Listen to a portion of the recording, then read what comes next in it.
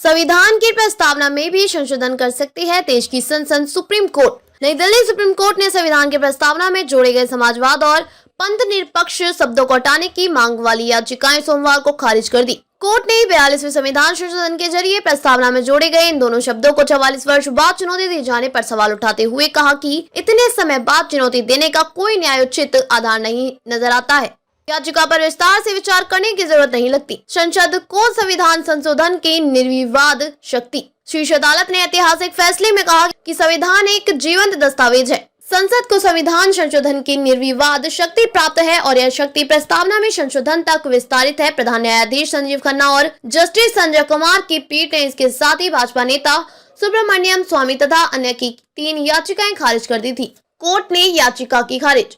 तीनों ही याचिकाओं में आपातकाल के दौरान 1976 में तत्कालीन इंदिरा गांधी सरकार द्वारा 42वें संशोधन के जरिए संविधान की प्रस्तावना में जोड़े गए शब्द समाजवाद और पंथ निरपेक्ष को चुनौती दी गई थी। इनमें कहा गया था कि संविधान में शुरू में ये दोनों शब्द नहीं थे, इन्हें बाद में जोड़ा गया और वह भी पूर्व तिथि यानी संविधान अंगीकार करने की तिथि 26 नवंबर 1949 से प्रभावी किया गया। संशोधन को पूर्व तिथि से लागू करना गलत था। याचिकाएं खारिज करते हुए कोर्ट ने कहा कि संविधान का अनुच्छेद 368 संसद को संविधान संशोधन की इजाजत देता है। अगर याचिकाकर्ताओं की पूर्व तिथि से संशोधन लागू करने की दलील स्वीकार की जाए तो यह चीज संविधान के किसी भी हिस्से में किए गए संशोधन पर समान रूप से लागू होगी। भारत ने पंथ निरपेक्षता की अपनी व्याख्या विकसित की। कोर्ट ने कहा कि यह सही है कि संविधान सभा प्रस्तावना में समाजवाद और पंथ निरपेक्ष शब्द जोड़ने को राजी नहीं थी, पर संसद को इसमें संशोधन की शक्ति दी गई है।